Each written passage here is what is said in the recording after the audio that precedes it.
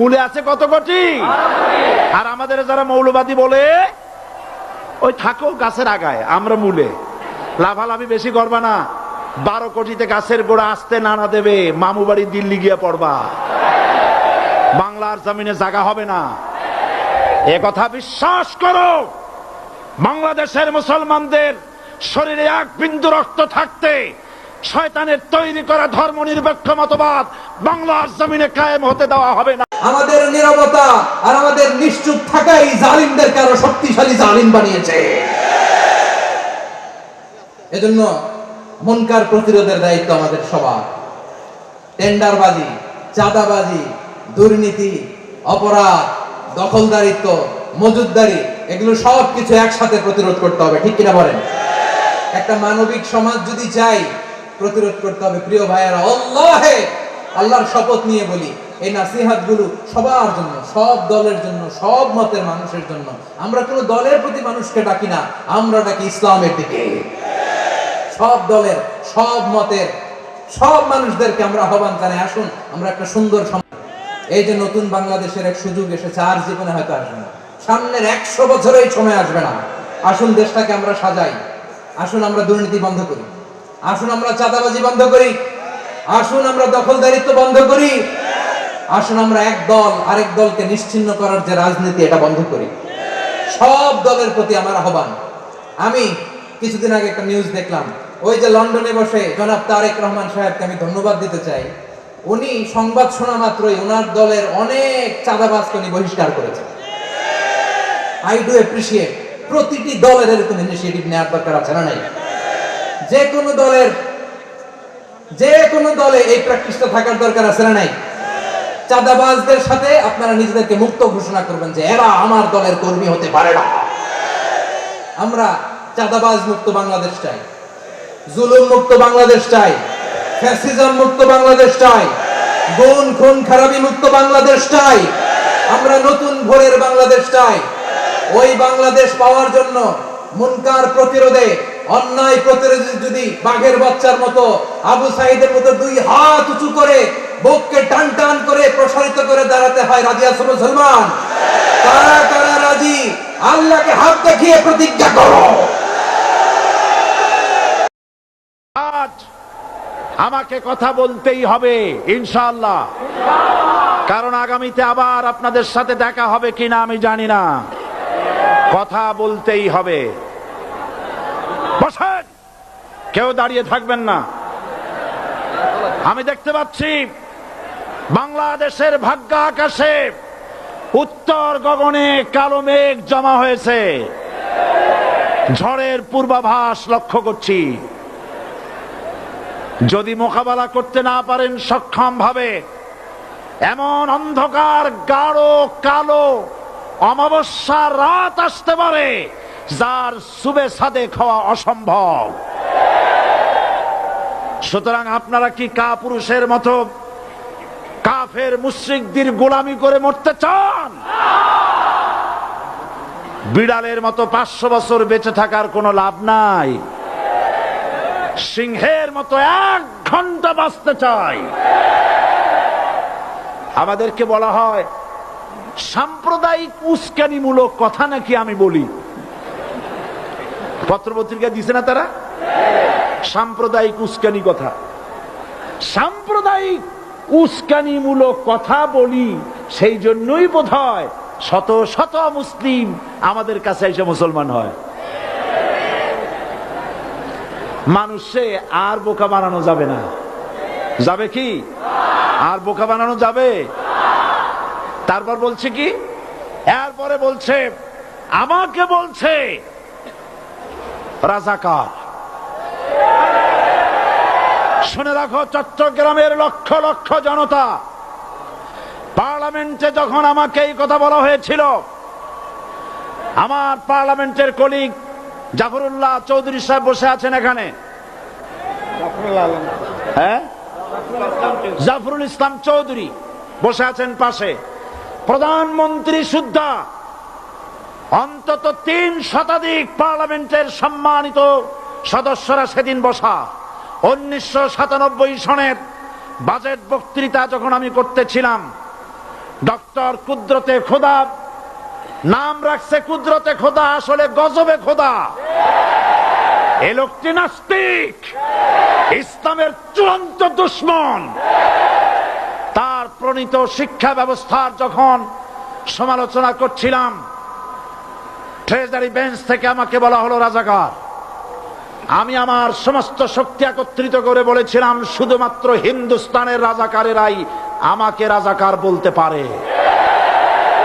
আমি বলেছিলাম 1973 সন পর্যন্ত আমি বাংলাদেশের কোন রাজনৈতিক দলের নেতা এবং কর্মী ছিলাম না। আমি রাজাকার নই। আমাকে রাজাকার বলে যদি তাকেও প্রমাণ করতে না পারে 10 কোটি টাকার মানহানি মামলা দায়ের করব। আমার এই বক্তব্য সারা দুনিয়া শুনেছে। পার্লামেন্টে আমার এই বক্তব্য রেকর্ড হয়ে আছে। সেদিন 3 শতাধিক পার্লামেন্ট মেম্বারের কেউ আমার চ্যালেঞ্জ গ্রহণ করেন নাই। যে কোনো ব্যক্তি পার্লামেন্টে গিয়ে আমার বক্তৃতা দেখে আসতে পারেন।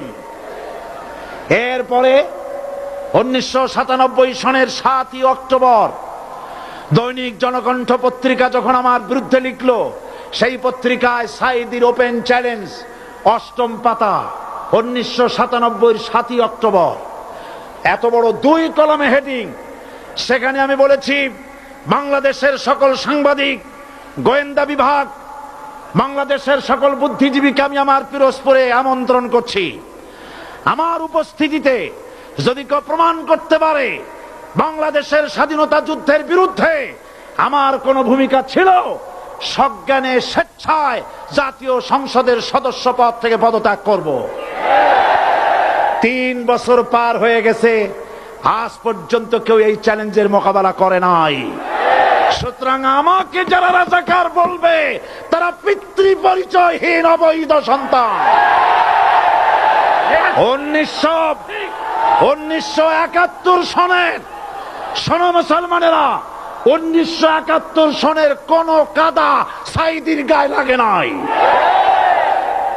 আমাকে রাজাকার বলে জনগণ থেকে বিচ্ছিন্ন করবা। জনগণ থেকে আমারে বিচ্ছিন্ন করা যাবে না, কারণ এই জনগণ আমার জন্য আসে না। এই জনগণ আসে আল্লাহ কোরআনের জন্য।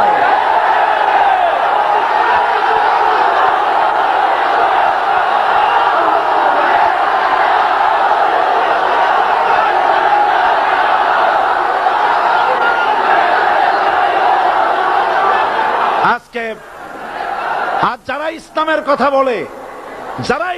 কথা বলে, তারাই রাজাকার, তারাই মৌলবাদী। মৌলবাদী বললে আমরা অসন্তুষ্ট হই না, কারণ মৌলবাদী শব্দটা আসছে মূল থেকে। মৌল শব্দ এসেছে মূল থেকে। মূলবাদী তার মানে যারা মূলে আছে। মূল হলো কোরআন, মূল হলো হাদিস, মূল হলেন আল্লাহ, মূল হলেন আল্লাহ রসুল। আমরা আছি মূলে। এখন বলেন তো, মূলের শক্তি বেশি না আগার শক্তি বেশি? আমাদের যারা মৌলবাদী বলে ওরা হলো আগাবাদী। মূলে আছে কত কোটি? 12 কোটি। মূলে আছে কত কোটি? আর আমাদের যারা মৌলবাদী বলে ওই থাকো গাছের আগায়, আমরা মূলে। লাভালাভি বেশি করবা না, 12 কোটিতে গাছের গোড়া আসতে নানা দেবে, মামু বাড়ি দিল্লি গিয়ে পড়বা, বাংলার জমিনে জায়গা হবে না। এ কথা বিশ্বাস করো। বাংলাদেশের মুসলমানদের শরীরে 1 বিন্দু রক্ত থাকতে শয়তানের তৈরি করা ধর্ম নিরপেক্ষ মতবাদ বাংলার জমিনে কায়েম হতে দেওয়া হবে না, হবে না।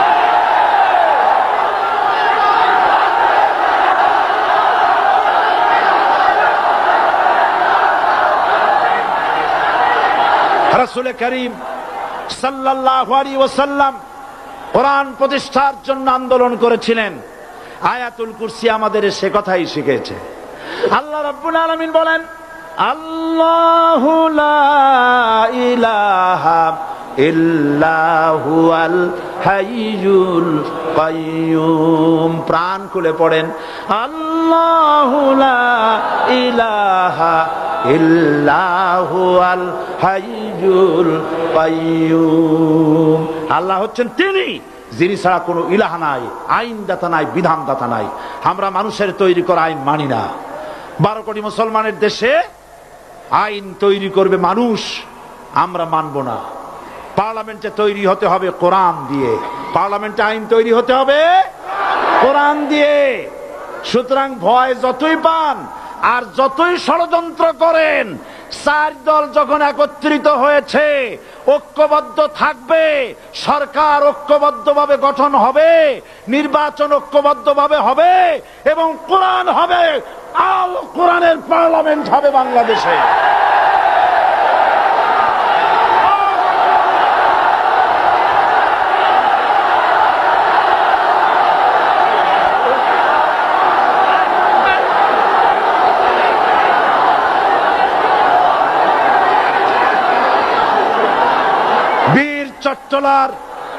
বীর চট্টলার মুসলমানেরা, বীর চট্টলার মুসলমানেরা স্বাধীনতার ঘোষণা এই চট্টগ্রাম থেকে স্বাধীনতার মহান ঘোষক প্রেসিডেন্ট জিয়াউর রহমান সাহেব দিয়েছিলেন।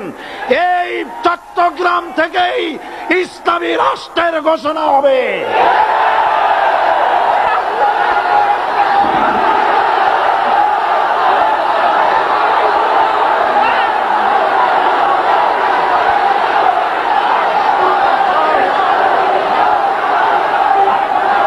আশাবাদী আপনারা অবশ্যই তা পারবেন, আমি 100% বিশ্বাস করি ইনশাআল্লাহ। কারণ যে ষড়যন্ত্রের মোকাবেলা করে স্থানীয় রাজনৈতিক দলের নেতৃবৃন্দ কোরআনের মাহফিল সিনায় এনেছেন, আমি প্রথম দিনেই বলেছি চট্টগ্রাম তাফসিরুল কোরআন মাহফিল কোন রাজনৈতিক দলের প্রতিনিধিত্ব করে না। এটা কোন জামাত শিবিরের একক সম্পদ নয়, এটা চট্টগ্রামের মুসলমানদের কলিজার টুকরা তাফসিরের মাহফিল। সুতরাং এই মাহফিল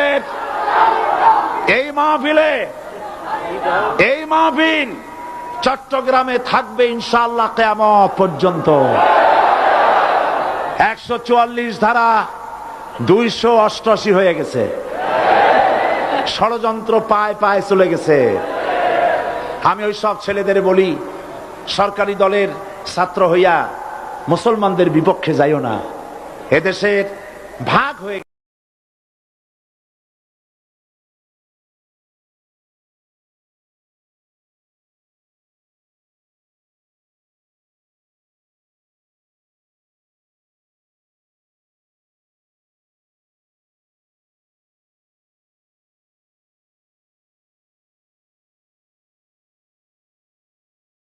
ছোট্ট জীবনে এই নিউজ আর কোনোদিন শুনি নাই। দিনাজপুরবাসী দেখাই দিছে, জানেন কিছু? কি জানেন? মাশাআল্লাহ, খবর রাখতে হবে। যে জাতি তার নিজেদের খবরাখবরই রাখে না, এ জাতি অচেতন, এ জাতি জীবনে কোনোদিন বিজয়ী হয় না। সজাগ থাকা লাগে। আলহামদুলিল্লাহ, দিনাজপুরবাসী দেখাই দিছে, দিনাজপুরের মধ্যে মুজাহিদরা দেখাই দিছে যে হিন্দুত্ববাদী ইন্ডিয়া আমাদেরকে হুমকি দিয়া আমাদের দেশ থেকে একজনকে ধরে নিয়ে গেছে, আমাদের মধ্যে মুজাহিদরাও ওদের একজনকে ধরে নিয়ে আসছে। আলহামদুলিল্লাহ, আমাদেরকে তৈরি থাকতে হবে, এদেরকে ভয় পাওয়ার কিছু নাই। এটা একটা মায়াজাল, এই কথা বলবেন না, এটা একটা মায়াজাল। কি? Bharat super power, America super power, Russia super power, এমন ড্রোন, কামান, বিমান, এটম বোম, আইরে বাবারে অভাব নেই। আমি তো বলি সুপার পাওয়ার সির্ফ আল্লাহ, লা ইলাহা ইল্লাল্লাহ। সুপার পাওয়ার সির্ফ আল্লাহ, লা ইলাহা সুবহানাল্লাহ। সুপার পাওয়ার কে? আল্লাহ পাক বলেন, লাতাজিদান্না আশাদ্দান-নাসি আদাওয়াতাল লিল্লাযীনা আমানুল ইয়াহুদা ওয়াল্লাযীনা আশরাকু। আল্লাহ রাব্বুল আলামিন বলেন, হে ঈমানদাররা, ইহুদি এবং মুশরিকরা হলো তোমাদের এমন শত্রু যারা কিনা তোমাদেরকে বকা দিয়া, হুমকি দিয়া থেমে থাকতে চায় না। অনুগ্রহ করে এখন আমাদেরকে এক মঞ্চে দাঁড় করে দিয়েছেন। এখন জামাত ইসলাম এবং চরমনাই পীর সাহেব এক মঞ্চে বসে, পক্ষে বিপক্ষে অমুক চেতনা, আবার কওমিয়া আলিয়া অমুক তমুক ভাগ করে, কেউ হেফাজত, কেউ জামাতি, বিভক্ত করে করে ওয়াজআলা আলা শিয়া। এরপরে কোরআন বলছে ইয়াস্তাদঈফু তাইফাতাম মিনহুম, এদের মধ্যে এক দলকে দুর্বল করে রাখা হয়েছে, কারাবন্দী করেছে, নির্যাতন করেছে, ভয় দেখিয়েছে, মসজিদ থেকে মাইক কেড়ে নিয়েছে, তাফসীর মাহফিল বন্ধ করে দিয়েছে। এইবারে আল্লাহ বলছেন যারা পোড়া খেয়েছো, হাতুড়ির বাড়ি খেয়েছো, এইবারে পালা। অনুরিদু আন নামুন্না আলাল্লাযীনা ইসতুদঈফু ফিল আরদ, সূরা কাসাস 28 নম্বর সূরার 5 নম্বর আল্লাহ তোমাদেরকে বলছেন অনুরিদু আন নামুন্না আলাল্লাযীনা ইসতুদঈফু ফিল আরদ, যাদেরকে এতদিন পর্যন্ত দুর্বল করে রাখা হয়েছিল, নির্যাতন নিপীড়ন করা হলো, হাতুড়ির বাড়ি দেওয়া হলো, আগুনে পোড়ানো হলো, জেলে পোড়া হলো, আমি তাদের প্রতি অনুগ্রহ করব। কে বলেছেন? অনুগ্রহ করে এখন আমাদেরকে এক মঞ্চে দাঁড় করে দিয়েছেন। এখন জামাত ইসলাম এবং চরমনাই পীর সাহেব এক মঞ্চে বসে অনুরিদু আন নামুন্না আলাল্লাযীনা ইসতুদঈফু ফিল আরদ, যাদেরকে এতদিন পর্যন্ত দুর্বল করে রাখা হয়েছিল, আমি তাদের প্রতি অনুগ্রহ করব। এরপরে আরো মজার খবর, ওয়া নাজআলাহুম আইম্মাতান, যদি তোমরা ঐক্যবদ্ধ থাকতে পারো, যদি সত্যিকার অর্থে ঐক্যবদ্ধ হতে পারো, ওয়া নাজআলাহুম আইম্মাতান, আমি তোমাদেরকে ইমাম বানাবো, লিডার বানাবো, নেতা বানাবো। এরপরে 3 নম্বর, ওয়া নাজআলাহুমুল ওয়ারিসিন, মজলুম যারা ছিল, অত্যাচারিত, নির্যাতিত, নিপীড়িত, যারা হাতুড়ির বাড়ি খেয়েছো, জেল জুলুম অত্যাচার নির্যাতন সহ্য করেছো, ও নাজআলাহুমুল ওয়ারিসিন, আমি তাদেরকে জমিনে আমার প্রতিনিধি বানাবো। 5 নাম্বার শোনো, এরপরে আল্লাহ বলেন চূড়ান্ত কথা, অনুমাক্খিনা লাহুম ফিল আরদ, এবারে তাদেরকে আমি জমিনের ক্ষমতা দান করব, তামকিন দান করব। শর্ত একটাই, খবরদার, ওয়াতাসিমু বিহাবলিল্লাহি জামিআন ওয়া লা তাফাররাকু, আল্লাহর রজ্জু কোরআন, এটাকে ঐক্যবদ্ধভাবে একসাথে ধারণ করো, খবরদার বিচ্ছিন্ন হইও না। ওয়ালা তানাযাউ, খবরদার ঝগড়া করো না, বিবাদে লিপ্ত হইও না। ফাতাফশালু, তোমরা দুর্বল হয়ে যাবে, হীনমন্য হয়ে যাবে। ওয়া তাযহাবা রিহুকুম, আর তোমাদের বিজয় তো আসবেই না, উল্টা ওই যে পাতিলি আওয়ামী লীগ যা দেশ ছেড়ে পালিয়ে গেছে, ওরা তোমাদের যে ভয় পায়, ওদের অন্তর থেকে ভয়টা চলে যাবে। ওয়া তাযহাবা রিহুকুম আই রাবুকুম মিন কুলুবি আদাইকুম, তোমাদের শত্রুদের অন্তর থেকে তোমাদের প্রভাব চলে যাবে। আল্লাহ বলছেন অনুমাক্খিনা লাহুম ফিল আরদ, যেভাবে তোমরা জুলাই আগস্টে ঐক্যবদ্ধভাবে ছিলে, সেভাবে যদি ঐক্য থাকতে পারো, একসাথে মাঠে নামতে পারো, সব বিভেদ ভুলে যেতে পারো, আমি আল্লাহ ওয়াদা করছি তোমাদেরকে এই বাংলাদেশের নয়, পুরো দুনিয়ার ক্ষমতায় অধিষ্ঠিত করব। হিন্দু, বৌদ্ধ, খ্রিস্টান সেকুলার হয়েও হিন্দু থাকতে পারে, বৌদ্ধ থাকতে পারে, খ্রিস্টান থাকতে পারলে মুসলমান কেন সেকুলার হলে মুসলমান থাকতে পারে না? তার কারণ হলো এই, কারণ হিন্দু, বৌদ্ধ, খ্রিস্টান অন্যান্য ধর্মগুলো তার ধর্মাবলম্বীকে ধর্মের আলোকে রাষ্ট্র পরিচালনা করতে বাধ্য করে না, কিন্তু Islam is the complete code of life. ইসলাম মানব জাতির পূর্ণাঙ্গ জীবন ব্যবস্থা হওয়ার কারণে ইসলাম রাষ্ট্র ব্যবস্থাকে, রাজনীতিকে, রাষ্ট্রনীতিকে অত্যন্ত গুরুত্বপূর্ণ ইসলামের অঙ্গ বলে ঘোষণা দিয়েছে। সুতরাং রাজনীতিকে যদি ইসলাম থেকে মাইনাস করা হয়, ইসলামকে অঙ্গহানি করা হবে। রাজনীতিকে যদি ইসলাম থেকে দূরে সরিয়ে দেওয়া হয়, ইসলামকে অপূর্ণাঙ্গ করে দেওয়া হবে। রাজনীতিকে যদি ইসলাম থেকে সম্পর্কহীন সাব্যস্ত করা হয়, তাহলে ইসলামকে হত্যা করার চেষ্টা করা হবে। যারা ইসলামের অঙ্গহানি ঘটাবার চেষ্টা করে, তাদের বিরুদ্ধে যুদ্ধ করা মুসলমানদের জিম্মাদারি।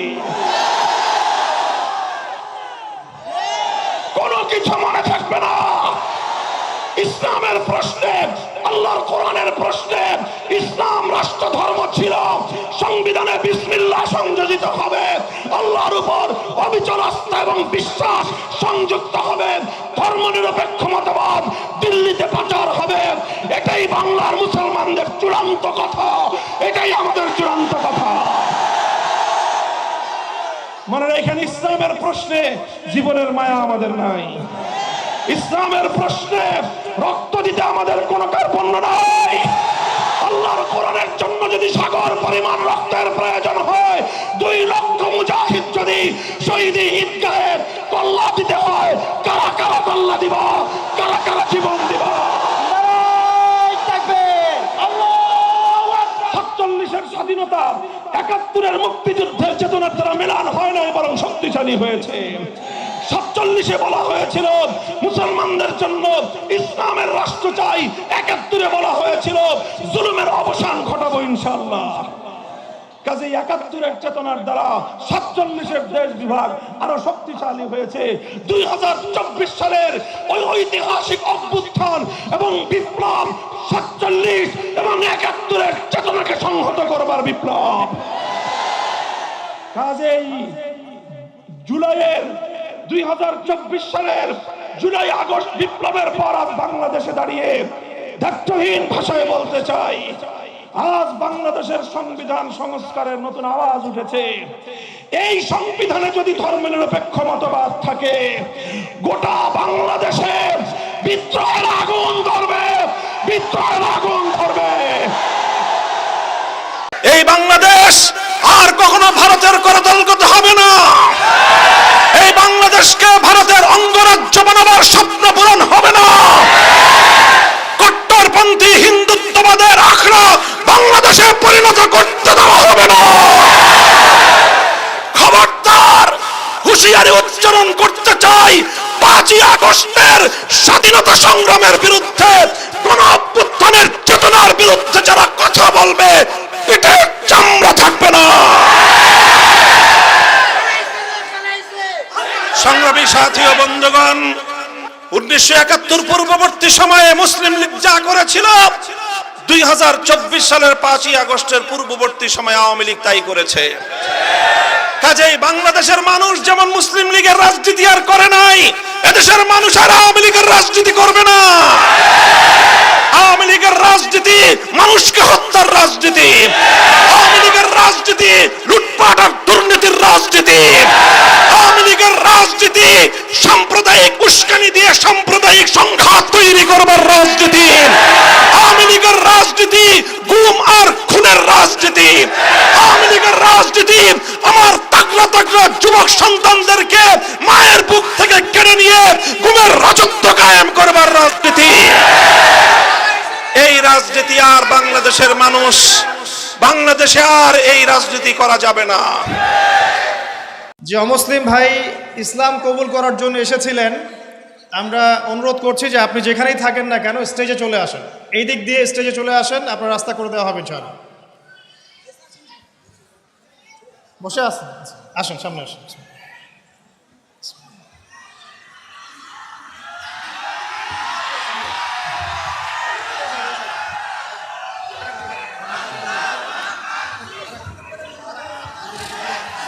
বসুন।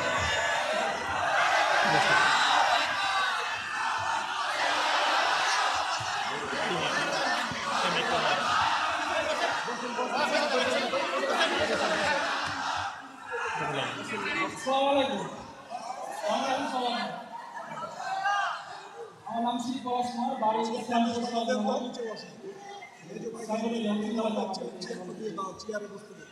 আমার পুরো নাম শ্রী হারুন শ্রী। আমি আজ ইসলাম ধর্মতে চাচ্ছি। ভাইয়ের নাম শ্রী পলাশ কুমার, শ্রী পলাশ কুমার, পলাশ কুমার। আমার পাশে যে ভাই বসে আছেন তার নাম হচ্ছে পলাশ কুমার।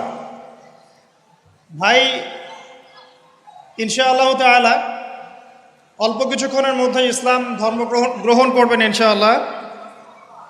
আমরা তার আগে ভাইয়ের সাথে কিছু কথা বলতে চাই যে ভাইকে কি ইসলাম ধর্ম গ্রহণ করার ব্যাপারে কেউ ফোর্স করেছে? আপনারা শুনছেন তো? আপনাকে কি কেউ টাকার প্রলোভন দেখিয়েছে বা কোনো ভয়ভীতি দেখিয়েছে? আপনি স্বেচ্ছায় নিজে পড়াশোনা করে তাওহীদ চিনে নিজের ইচ্ছায় ইসলাম কবুল করতে যাচ্ছেন। আপনারা সাক্ষী থাকলেন আলহামদুলিল্লাহ। ইনশাআল্লাহ আমি এখন কালিমা পড়ব, আর আমাদের প্রিয় ভাই পলাশ কুমার ভাই ইনশাআল্লাহ এটা রিপিট করবেন।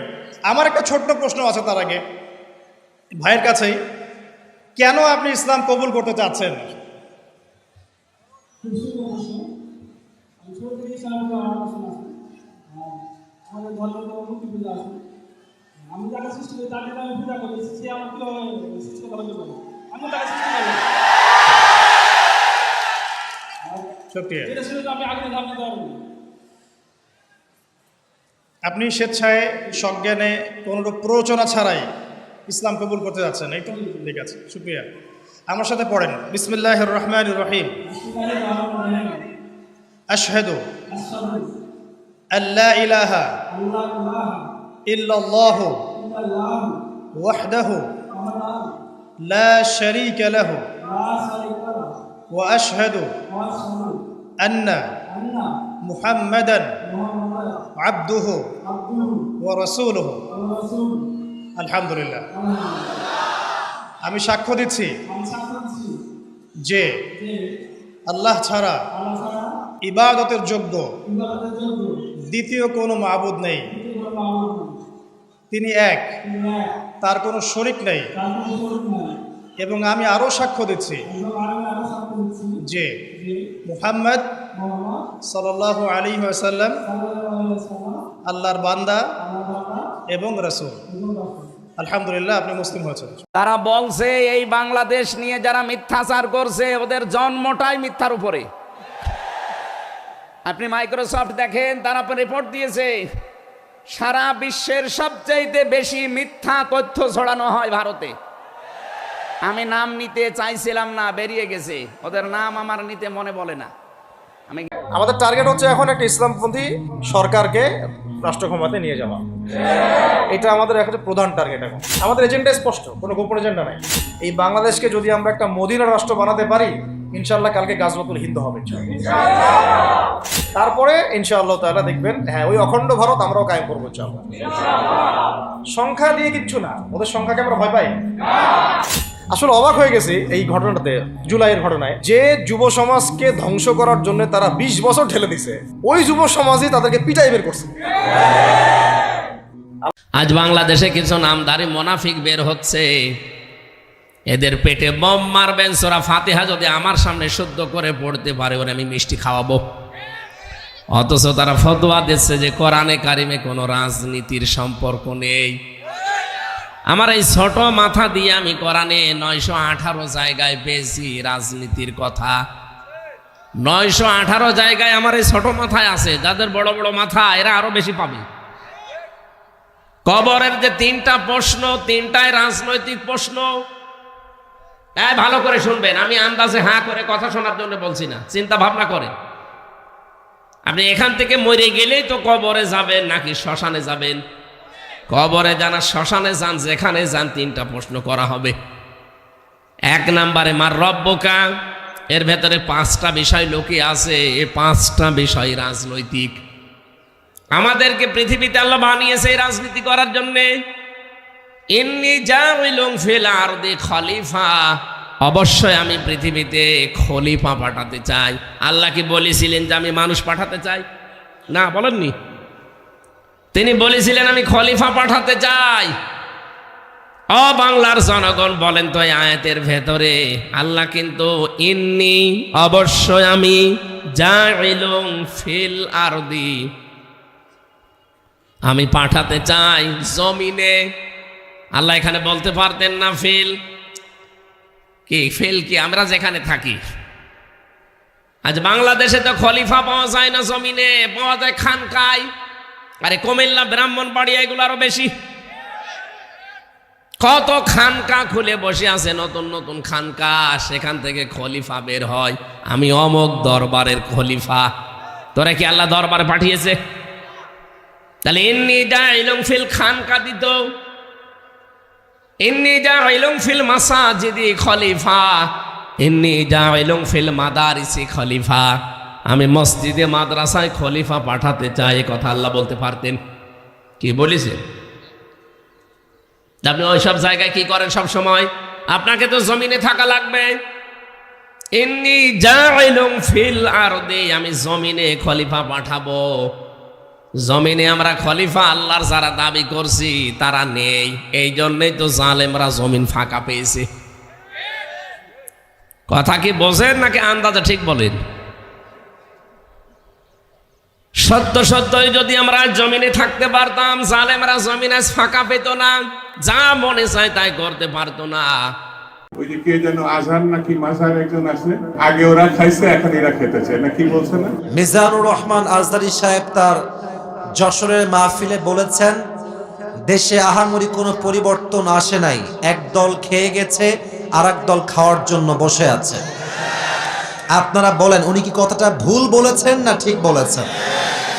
আপনারা বাঘের মতো আমাকে উত্তর দিবেন আওয়াজ করে। প্রিয় কলিজার টুকরা রংপুরের ভাইয়ারা, আজহারী সাহেব কি কোনো দলের নাম উল্লেখ করেছিলেন?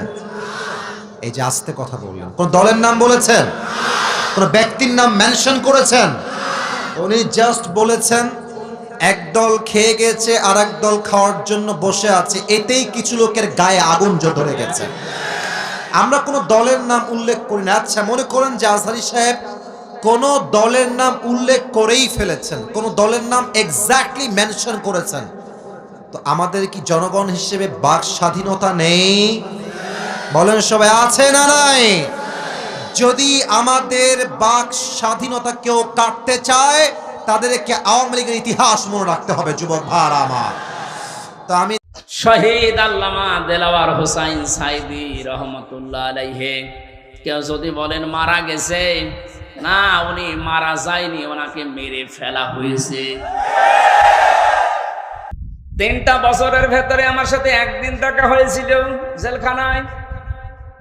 উনি 1 নম্বরে, আমি 4 নম্বরে। বহু কথা ওই 10 মিনিটের ভেতর আমাকে শুনিয়েছিল।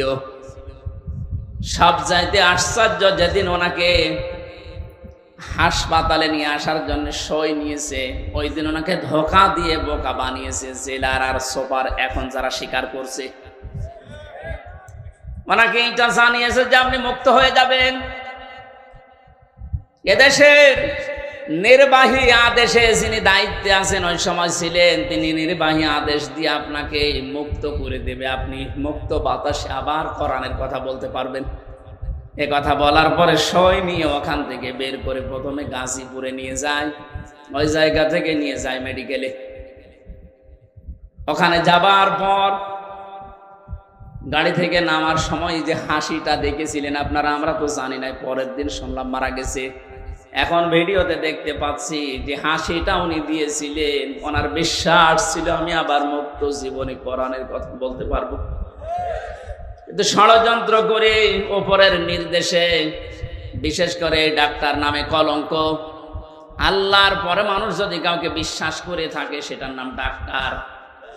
আর এই কোলাঙ্গার ডাক্তার মোস্তফা জামান, এখন আরো 2 জন আছে, এরা ভেতরে নিয়ে ইনজেকশন পুশ করে লোকটাকে দুনিয়া থেকে শহীদ করে দিল। আজ ঢাকায় মাননীয় প্রধান উপদেষ্টা মহোদয়ের ডাকে বাংলাদেশের বিভিন্ন ধর্মের নেতৃস্থানীয় ব্যক্তিবর্গ তারা উপস্থিত হয়েছেন। ধন্যবাদ মাননীয় প্রধান উপদেষ্টা মহোদয়কে আমাদেরকে আজকে এই চমৎকার আয়োজনে সামিল করবার জন্য। আমি কোনো ভূমিকা ছাড়াই মূল কথায় প্রবেশ করছি, সময় খুবই কম। আমাদের এই ছোট্ট এবং ক্ষুদ্র বাংলাদেশে ছোট বড় অনেক সমস্যাই আমাদের আছে। আমাদের এখানে গ্রাম থেকে শহরে ভাই ভাই যে কলহ হয়, কোন্দল হয়, সেটা পৃথিবীর অনেক দেশে কিন্তু হয় না। এই বাস্তবতাকে আমরা মনে হয় কেউই অস্বীকার করতে পারবো না। আমাদের এখানে যে রাজনৈতিক কোন্দল হয়ে আসছে 50 বছর ধরে, পৃথিবীর অনেক দেশেই কিন্তু সেটি হয় না। আমাদের অন্য যত কলহ, কোন্দল, অসম্প্রীতি, এ জাতীয় যে সকল বিষয় আছে যেগুলোর আমরা সবাই সমাপ্তি কামনা করি, সেগুলোর সাথে যদি আমাদের দেশের ধর্মীয় সম্প্রীতিকে আমি তুলনা করি, আমি এদেশের একজন নাগরিক হিসাবে আমি মনে করি যে আমাদের রাজনৈতিক কলহ, ব্যক্তিগত কলহ, পারিবারিক কলহের তুলনায় আমাদের দেশের ধর্মীয় কলহ উল্লেখ করবার মতো আছে বলে আমার কাছে মনে হয় না। অবশ্য এটি আমার মনে হওয়া না হওয়াতে কিছু আসে যায় না। এটি আমাদের সম্মানিত অন্য ধর্মাবলম্বী যে সমস্ত আমাদের বন্ধুরা আছেন, ভাইরা আছেন, শ্রদ্ধেয় ব্যক্তিবর্গ আছেন, এটি তাদের আমার মনে হয় বলতে হবে। আমি শুধু এটুকু বলবো যে 5ই আগস্ট আমার ফেসবুক পেজে কয়েক মিলিয়ন ফলোয়ার্সকে লক্ষ্য করে আমি একাধিকবার লাইভে এসেছি, যেটা আমার দীর্ঘ 10-12 বছরের সোশ্যাল মিডিয়ার ইতিহাসে কখনো আসেনি। প্রত্যেকটি লাইভে আমি চেষ্টা করেছি এদেশের সর্বশ্রেণীর সাধারণ মুসলমান সহ অন্যান্য ধর্মাবলম্বীদেরকে শান্ত রাখবার আহ্বান করার জন্য। চট্টগ্রামে যখন আইনজীবী আলিফ হত্যাকাণ্ড ঘটলো, সাথে সাথে আমি আমার দায়িত্ব থেকে নিজে এবং অন্যান্য আলেম ওলামাদের সাথে কথা বলেছি। আমি যতটুকু জানি এখানে অনেক সিনিয়র ব্যক্তিবর্গ আছেন, ওলামা একরাম আছেন, এদেশে ওলামা একরাম সবসময় সম্প্রীতি এবং শান্তি বজায় রাখার জন্য তারা কাজ করে চলেছেন। এবং আমার জানা মতে ওলামা একরাম রিনাউন্ড কোনো আলেম কখনো অন্য ধর্মাবলম্বীদের কোনো প্রকার শান্তি বিঘ্ন সৃষ্টি করার মতো কোনো কাজ, কোনো আহ্বান, কোনো উদ্যোগ তারা কখনো নিয়েছেন বলে আমার জানা নেই। পৃথিবীর অনেক দেশে যারা আমাদেরকে সকাল বিকাল নসিহত করেন, আমি তাদের প্রতি শ্রদ্ধা রেখে বলছি, সেখানে যেরকম আমরা দেখি দলে দলে মানুষ গিয়ে বিভিন্ন ধর্মাবলম্বীদের উপাসনালয়ে হামলা করে, আমাদের দেশে বিচ্ছিন্ন ঘটনা ঘটে না আমি তা বলবো না, তবে রিনাউন্ড ওলামা একরাম অত্যন্ত দায়িত্বশীল এবং দায়িত্বশীলতার পরিচয় তারা দিয়ে থাকেন। আমার মনে হয় এই জিনিসটা আমাদের অব্যাহত গতিতে এগিয়ে নিয়ে যেতে হবে। আমি আমাদের অন্য ধর্মাবলম্বী যে বন্ধুরা আছেন, ভাইয়েরা আছেন, তাদেরকে বলবো প্রপাগান্ডায় আমরা যেন কোনোভাবে কান না দেই।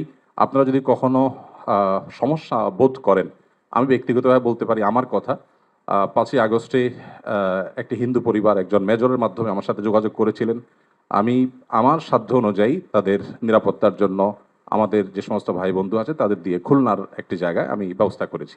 আমার মনে হয় বাংলাদেশের যত বড় মাদ্রাসা আছে এখানে সব নেতৃত্বশীল ওলামা একরাম আছেন। আপনারা যদি কখনো কোনো মাদ্রাসায় গিয়ে বলেন যে আমাদের নিরাপত্তা বোধহয় আমরা ভয়ের মধ্যে আছি, নিরাপত্তাজনিত শঙ্কায় আছি, আমার মনে হয় আমাদের আইনশৃঙ্খলা রক্ষাকারী বাহিনী যেরকম আপনাদের পাশে দাঁড়াবে, ওলামা একরাম তাতে ন্যূনতম কার্পণ্য করবে না। যেভাবে পুজোর সময় মাদ্রাসার ছেলেরা মন্দিরগুলোকে পাহারা দিয়েছে, আমার মনে হয় পৃথিবীতে এটা বিরল একটা দৃষ্টান্ত এবং এটি কিন্তু আমাদেরকে আশা জাগায়। আমি আশা করব যে আমরা কোনো প্রপাগান্ডায় পা দেব না এবং আমরা মিলেমিশে আমাদের প্রিয় স্বদেশকে গড়ে তুলব। আমরা যে যে ধর্মে বিশ্বাসী হই না কেন, প্রিয় স্বদেশটা আমাদের সকলের। আমাদের স্বদেশে কোনো কালিমা লাগুক আমরা চাই না, আমরা সকলের সম্মিলিতভাবে ঐক্যবদ্ধ থাকতে চাই, ঐক্যবদ্ধ রাখতে চাই। আমরা যদি সবাই ঐক্যবদ্ধ থাকি তাহলে আমাদের দেশটি ভালো থাকবে, আমরা ভালো থাকবো। আমি আশা করছি আমাদের ঐক্যে কেউ চির ধরাতে পারবে না এবং এক্ষেত্রে আমাদের সীসাডালা প্রাচীরের মতো চলতে হবে। আমাদের কোনো সমস্যার জায়গা থাকলে অবশ্যই আপনারা বলবেন, আমরা সেই জায়গাটাকে সংশোধন করব, কিন্তু আমরা আমাদের প্রিয় স্বদেশকে সমৃদ্ধ দেখতে চাই, মাথা উঁচু করে দাঁড়াতে পারে সেরকম দেখতে চাই। আমাদের তরুণরা আমাদেরকে যে নতুন বাংলাদেশ এনে দিয়েছেন, স্যারের নেতৃত্বে যে নতুন বাংলাদেশ এগিয়ে যাচ্ছে, এই অগ্রযাত্রাকে কোনো শক্তি যেন থামাতে না পারে। আমার মনে হয় ধর্ম বর্ণ নির্বিশেষে আমাদের প্রত্যেকেরই ঐক্যবদ্ধ থাকার, ঐক্যের শপথ নেওয়ার সময় এখন সবচেয়ে গুরুত্বপূর্ণ। সে বিষয়টি আমি সবার নজরে এনে আমি আবার বক্তব্য শেষ করছি। ধন্যবাদ সবাই।